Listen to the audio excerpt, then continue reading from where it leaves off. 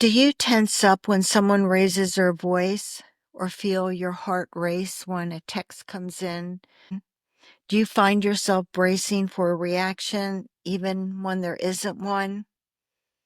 If you have felt that, you're not alone. And while I'm not a therapist or a doctor, this episode isn't meant to diagnose or treat anything.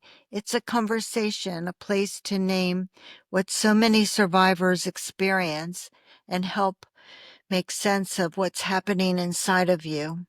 It's about making sense of the ways your body has been trying to protect you, even when no one else could see what you were going through.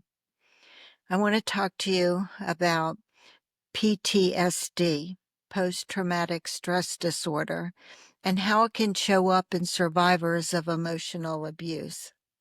Not in textbook definitions, but in real lived experiences, in the things that still live in your body, even if you've left the relationship, even if you've tried to move on. You're not too sensitive. You're not imagining anything. You are responding to trauma. You might think of PTSD as something that happens after a traumatic event, but for many survivors, the trauma isn't in the past, it's ongoing, it's repeated, subtle, and sometimes invisible to the outside world.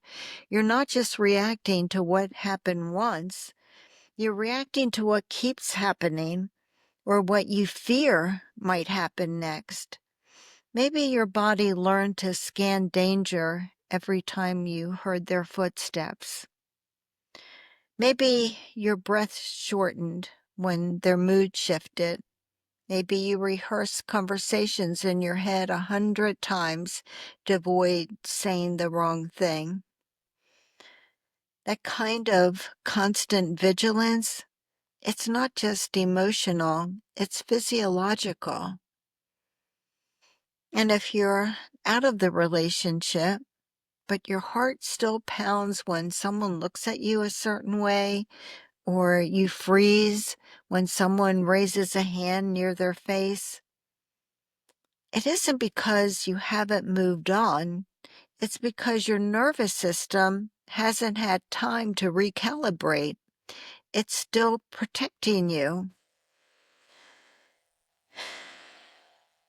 So many survivors ask themselves, why am I still reacting this way? Shouldn't I be over it by now? And the answer is no, because this isn't just something that hurt your feelings. It's something that trained your body to live in a state of defense. PTSD, it doesn't show up the same way in everyone. And if you've been through narcissistic abuse, it might not look like what people picture it when they hear post-traumatic stress. For some people, it's the flinch, that startled reaction when someone moves too fast or raises their voice. For others, it could be the exact opposite. You go completely still. You freeze. You don't speak. You don't react. Not because you're calm, but because your body has learned that silence is safer. You might avoid certain places or smells, music, or even people who remind you of them. You might have trouble concentrating or remembering things.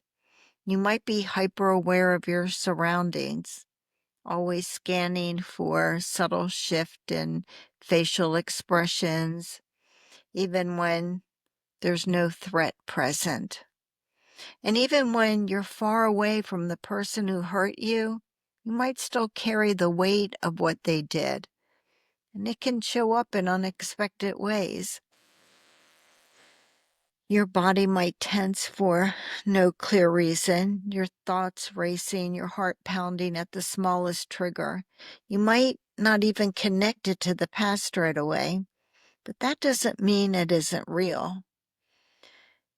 Healing from this kind of trauma, it just doesn't happen all at once. It's not a light switch, it's a slow return to safety. And it begins with awareness, the fact that you're even listening to this, that you're connecting the dots between your body's responses and the pain you've endured. And that's healing. If anything we've talked about today resonates and you're struggling, it's okay to reach out for help. You don't have to carry this alone. There are trauma-informed professionals who truly understand what this kind of abuse does and how to support healing in a way that honors your pace.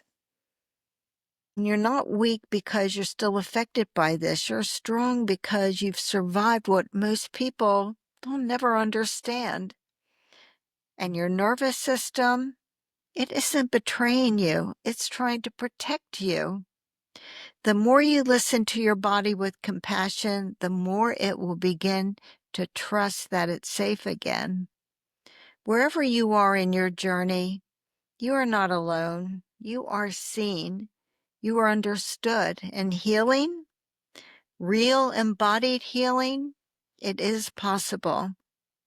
For those of you new to this podcast, I'm Kyle Hackley, attorney and author of Undercurrent, story about Annie, a young woman who found the courage to break free from her narcissistic marriage. And I want to remind you that Annie just isn't a name. Annie is a movement. And Annie is anyone, any man, any woman who's ever experienced narcissistic abuse. It's because of Annie that I feel I really know you, that I can speak to you the way that I do. Annie suffered all the things we talk about here, and her story, the courage she found, the healing she fought for, is the reason that this podcast exists. Until next time, I want you to know that you are stronger than you ever believed. You are a warrior against narcissistic abuse, and I want you to be tenacious and never give up on what's important to you. Thank you for being here. Thank you for always showing up, and I appreciate you. And until next time, bye for now.